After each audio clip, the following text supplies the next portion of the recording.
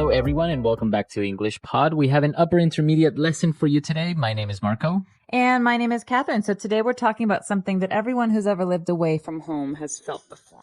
Right, and that's the word we're going to preview today. The word is homesick. All right, so let's take a look at that in today's language preview. Vocabulary preview. All right, so homesick. If you feel homesick or you are homesick.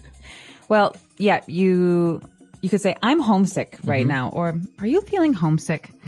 So it's a word that means I miss my home, I miss my family, I'm far away, or I haven't seen my family in a long time, and for some reason you just feel sad. Okay, so it's a feeling. You feel a little bit depressed, you feel sad because you're homesick. Right. Okay, so this is what's happening today in our dialogue, so let's listen to it for the first time.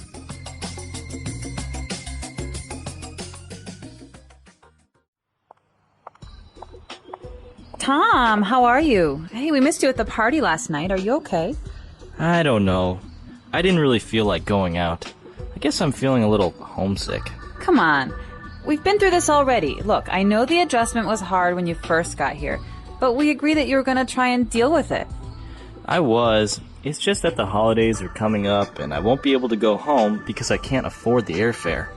I'm just longing for some of the comforts of home, like my mom's cooking and being around my family. Yeah, it can get pretty lonely over the holidays. When I first got here, I'd get depressed and nostalgic for anything that reminded me of home. I almost let it get to me, but then I started going out, keeping myself busy, and before I knew it, I was used to it. I see what you mean, but I'm still bummed out. Okay, how does this sound? Let's get you suited up and hit the dance club tonight. I hear that an awesome DJ is playing, and there will be a lot of pretty single girls there. You know, I could really go for that. You don't mind being my wingman for tonight? Not at all. It'll be fun. It will be like a boys' night out. Well, kind of. Great! I must warn you though, whatever happens, don't let me go on a drinking binge. Trust me, it's not a pretty picture.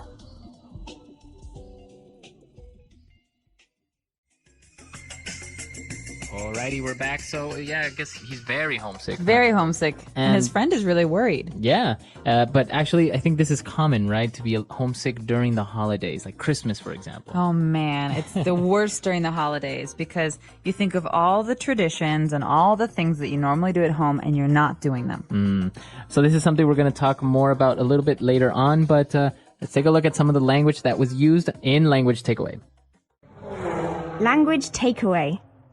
This first one is key, right? So when you move away from home or when you move to a new place, you have a period of adjustment. So adjustment is kind of finding the right balance or doing something so that you can kind of feel comfortable. Okay, so you have to adjust to your new life away from home. Or your new environment. So many times people say, wow, moving to China must be a big adjustment.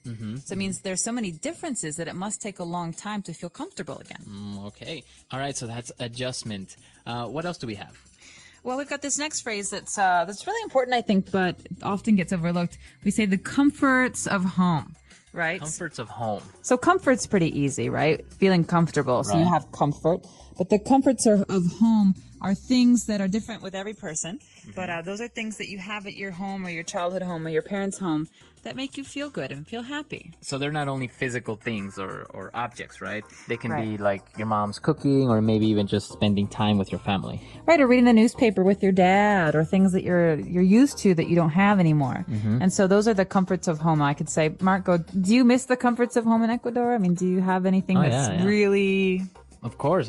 I think one of the main things is actually not living in the city because I used to live in the valley, a little bit further away and kind of almost countryside. So that's one of the comforts of home that I miss. Oh, you're making me nostalgic and I've never even been. All right, well, this is our next word, actually. Right? Nostalgic. Nostalgic. It's a feeling. I'm feeling nostalgic, or he's just really nostalgic.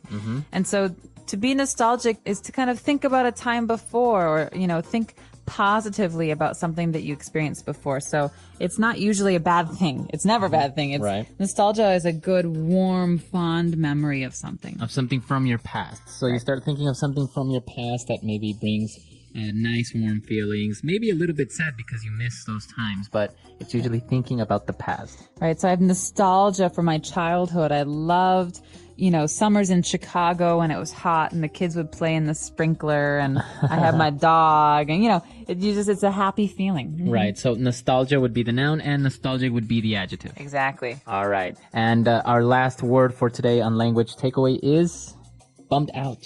Bummed out. Okay. I'm bummed out. We've got another feeling here, so we're all full of feelings today.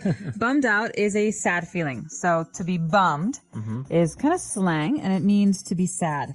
Okay, or disappointed. Disappointed. So you come into the office, Marco, and you look a little tired. I said, "Are you okay? Are you bummed out about something?" I can say, yeah, I lost my wallet last night, so I'm really bummed out. Oh. Or something like that.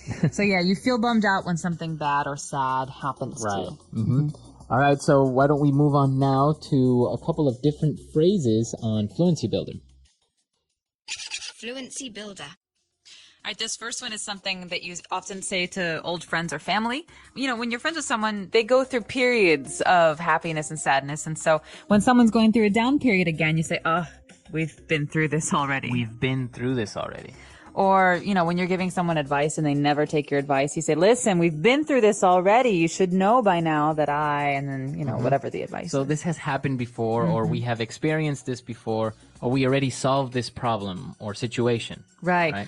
You could imagine two bank robbers who are going over their plan for the 10th time, and then the one says to the other, hey, we've been through this already. You should know the plan by now. Exactly. All right, so we've been through this already. They were talking about the adjustments and everything. And then what other phrase did they use?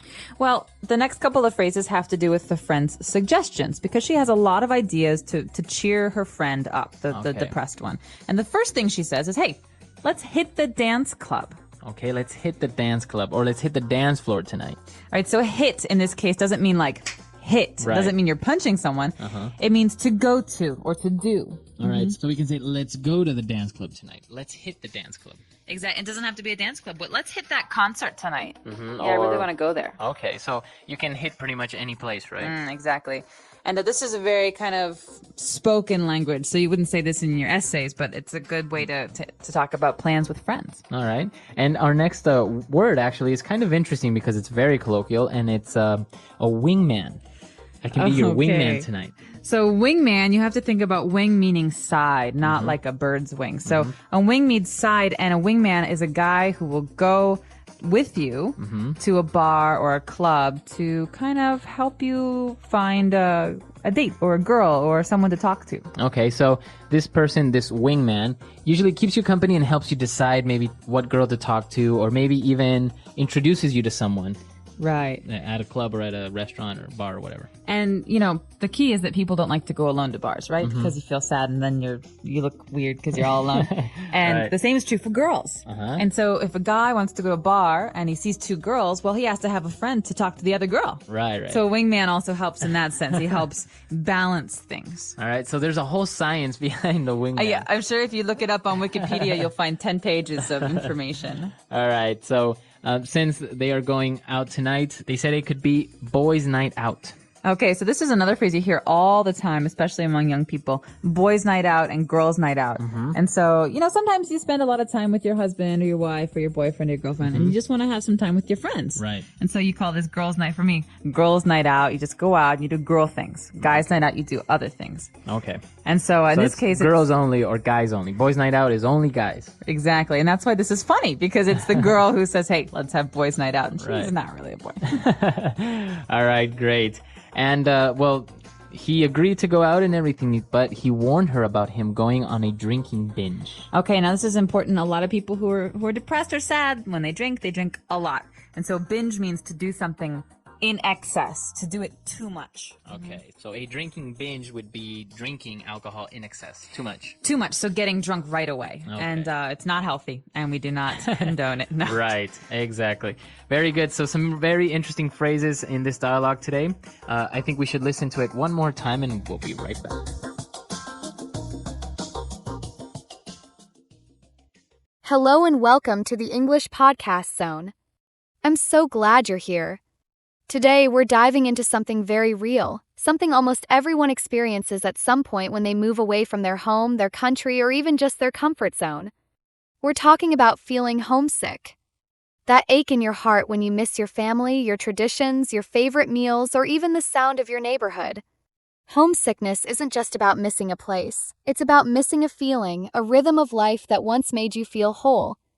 Maybe you've moved abroad to study, started a new job in a different city, or found yourself in a culture that feels strange and unfamiliar. Suddenly, what used to feel normal, your mom's cooking, your language, your family jokes, feels like a distant dream. And that can be deeply emotional. But here's the thing, these feelings are normal. You're not weak. You're human. And learning to manage homesickness can actually help you grow, not just emotionally, but linguistically too.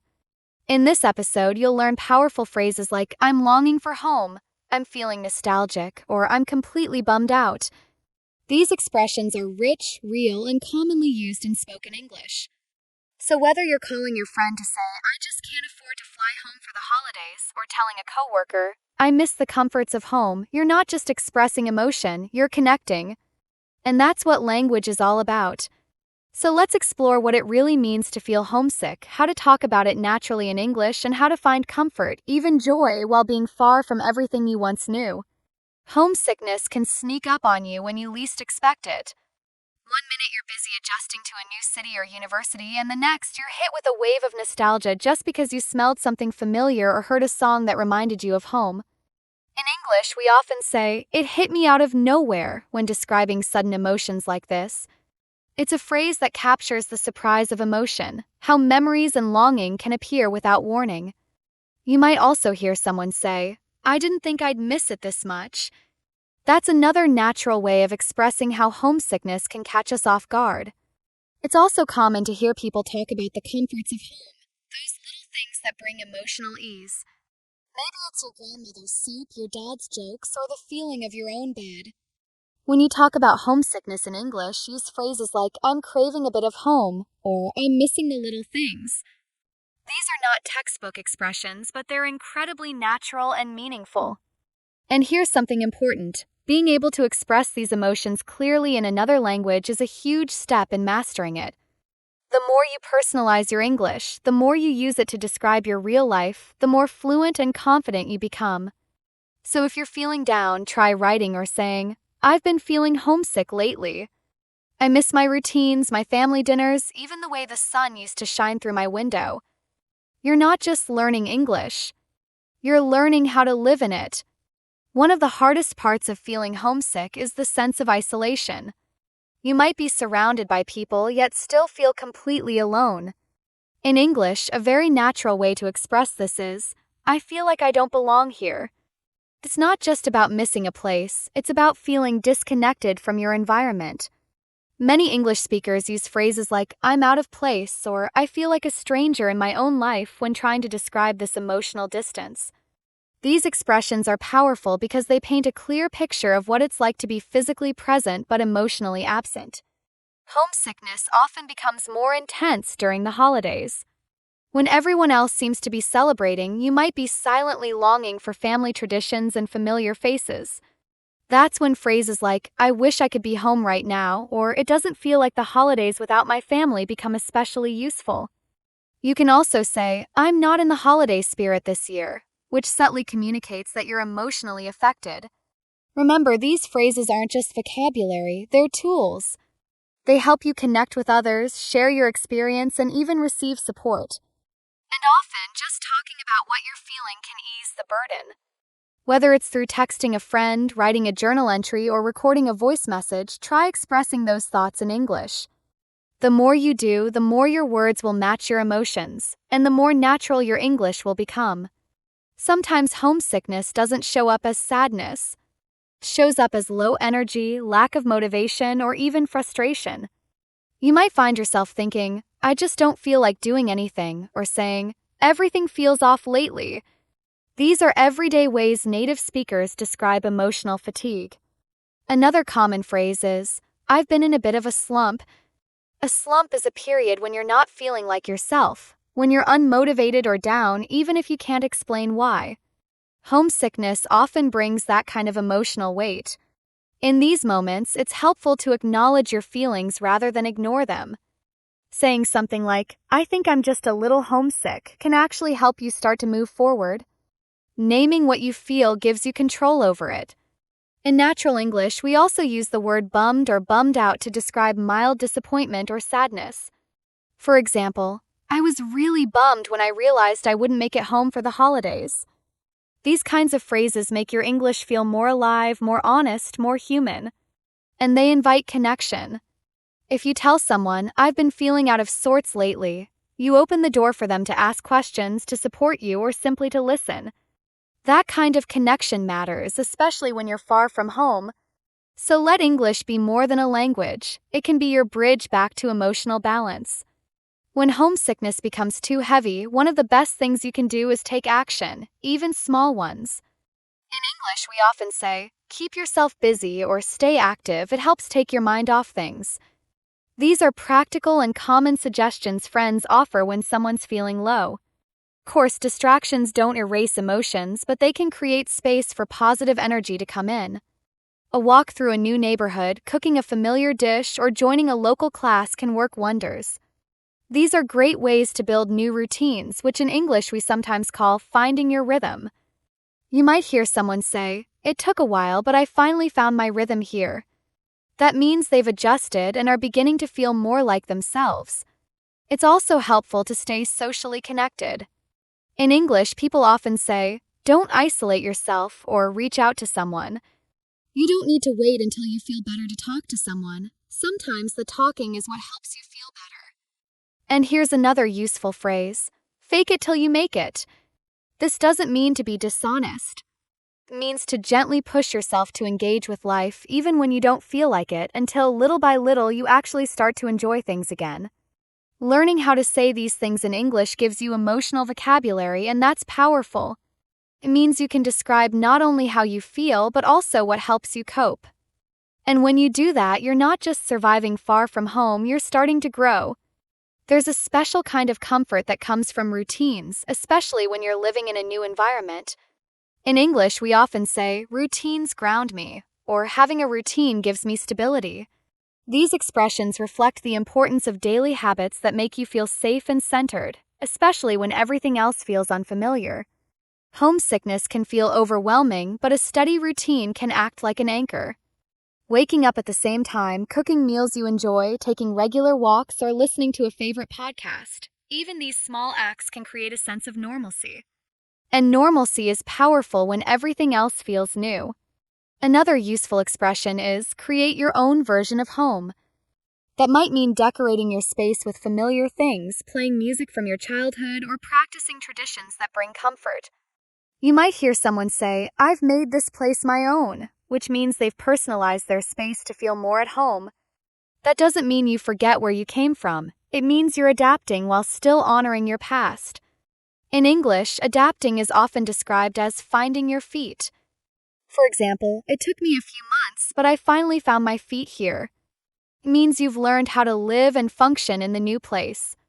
These phrases aren't just helpful to learn, they help you share your journey with others.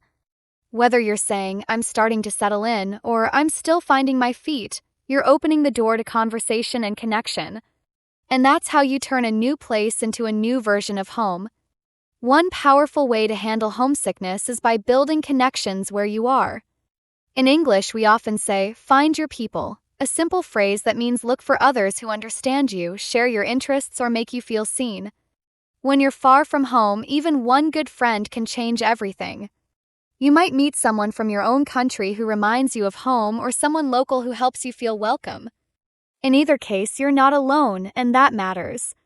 You can say, "I found a small community here," or "I've made a few close friends, and it helps a lot." These phrases are common and comforting. Social connection doesn't have to be big. It might be joining a book club, saying hello to your neighbor, or even having a short, friendly chat with the barista who remembers your name. These tiny moments build a sense of belonging. And when you belong, homesickness starts to fade. Another helpful phrase to use is, "I'm starting to feel more at ease." This means you're beginning to relax and adjust. English speakers also use the phrase, "I'm finding my place," to express the idea that they are slowly fitting in. Learning how to talk about connection is essential, not just for language practice, but for emotional well-being. If you ever feel awkward starting conversations, try saying something simple like, "I'm new here," or "I'm still getting used to things." These openers are honest and they invite kindness. You're not only practicing real English, you're creating the support system you need to thrive. Memories have a strange way of pulling at our emotions, especially when we're far from the places and people we love. You might smell a certain food or hear a familiar song, and suddenly you're transported back in time. In English, we often say, "It brought back memories," or "I got really nostalgic." Nostalgia is a warm, bittersweet feeling that makes you smile and ache at the same time.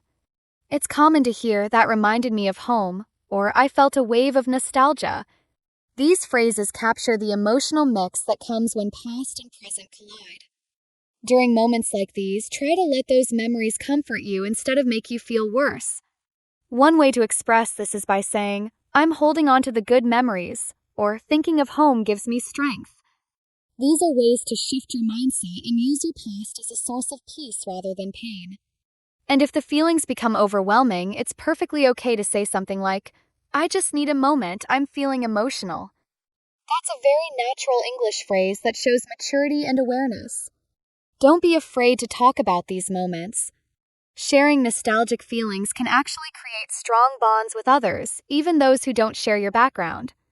You might be surprised how many people say, "I know exactly how you feel." Homesickness is a deeply human experience. And the more you can describe it in clear, heartfelt English, the more healing and connection it can bring. As time passes, homesickness often becomes less intense, but that doesn't mean it disappears completely. In English, we sometimes say, "It comes and goes," or "Some days are harder than others." These phrases reflect the reality that emotions are not constant. You might feel perfectly fine one day and deeply sad the next, and that's okay. It's also normal to feel guilty for enjoying your new life when you miss your old one. Many people express this by saying, "I feel torn between two worlds." This is a powerful phrase that captures the emotional complexity of adapting to a new place while still missing where you came from. If you ever feel this way, try saying, "I'm learning to live in both places, one in my heart, one in my reality." It's a poetic, honest way to talk about the emotional balance you're building. Another useful expression is, "I've made peace with it." This means you've accepted the situation, even if it's still a little hard. English speakers also say things like, "I've come a long way," to reflect on their personal growth. Being able to say, "I've adjusted more than I thought I could," or "I've grown a lot through this experience," not only helps you recognize your progress, but also inspires others. Learning a language isn't just about grammar and vocabulary, it's about learning how to express your journey. And when you find the words to do that, you give your emotions shape, strength, and meaning. There's something powerful about turning a challenge into a chapter of growth. Homesickness, as painful as it can be, often becomes a turning point in your journey. In English, we use the phrase, "It made me stronger," to describe experiences that were tough but helped us grow. You might also hear someone say, "Looking back, I wouldn't change a thing," which means that even though it was difficult, the experience had value. One day, you may find yourself giving advice to someone else who's new, saying things like, "I remember feeling the same way," or "It gets easier, I promise." These are reassuring phrases that can help others the way you once needed help. And that's the beauty of growth. It turns pain into perspective. As you continue your language learning, remember how far you've come, not just in vocabulary, but in your emotional fluency too. You've learned how to say, "I'm homesick," "I'm finding my rhythm," "I'm starting to feel at home." These aren't just sentences. They're part of your story now. Keep using English to express what's real for you. Keep learning words that help you feel seen and heard. And most importantly, keep moving forward. Thank you for being a part of the English Podcast Zone.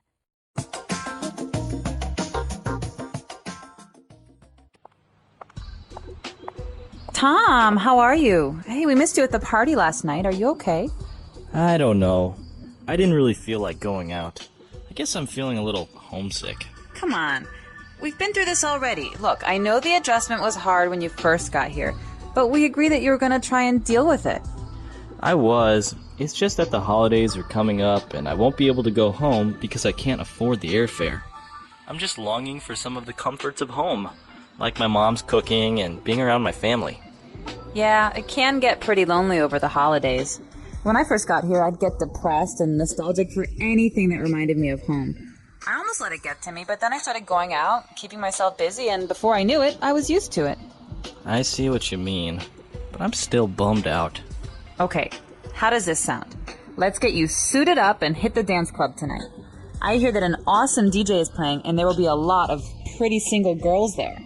You know, I could really go for that. You don't mind being my wingman for tonight? Not at all. It'll be fun. It will be like a boys' night out. Well, kind of. Great. I must warn you though, whatever happens, don't let me go on a drinking binge. Trust me, it's not a pretty picture.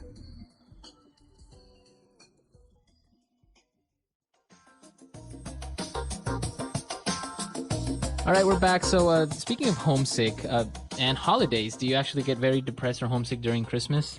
I do. Well, my family has a lot of Christmas traditions that are just really kind of wonderful, and we do them every single year. And so the first time I spent Christmas away, I was living in Italy, and it was kind of similar. But then the second time was when I was living in China.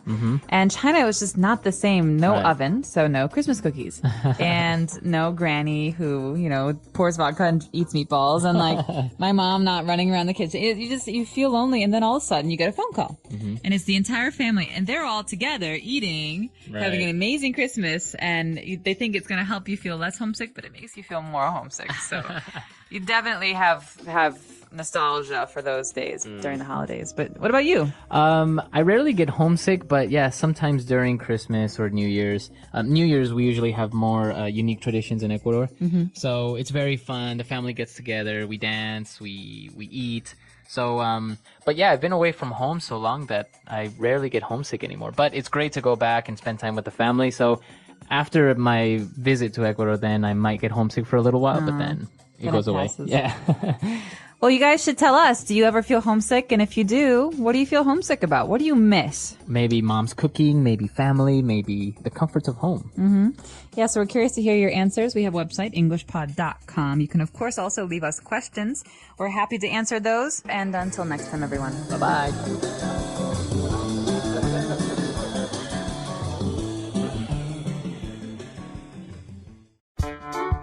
The English Pod Audio Review. Listen to the meaning, then say the vocabulary word. Sad because you're away from home. Homesick. Bear the cost of. Afford. Showing a strong desire for something. Longing for. Homesick. Nostalgic. Disappointed. Bummed out. Let's try that faster. Homesick. Nostalgic. Sad because you're away from home. Homesick. Bear the cost of. Afford. Disappointed. Bummed out. Showing a strong desire for something. Longing for. Now say the word and hear it in a sentence. Homesick.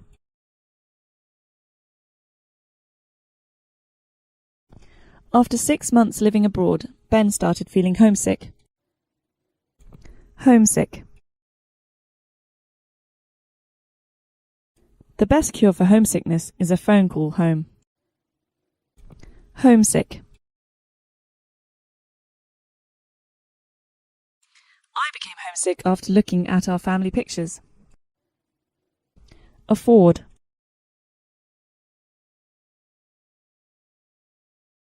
Unfortunately, I can't afford to spend money on entertainment these days. Afford.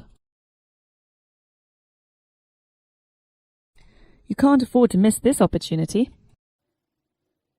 Afford. We were too poor to afford a doctor.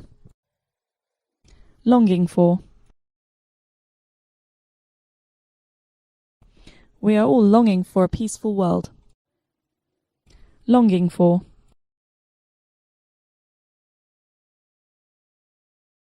After 3 months of separation, he longed for his wife.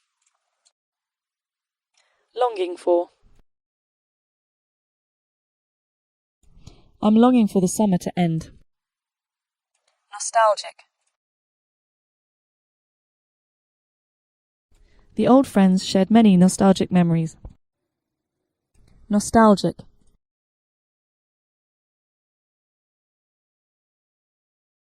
A wave of nostalgia swept over me after seeing my childhood home again. Nostalgic. She spoke nostalgically about her school days. Bummed out. He is bummed out because his girlfriend dumped him. Bummed out.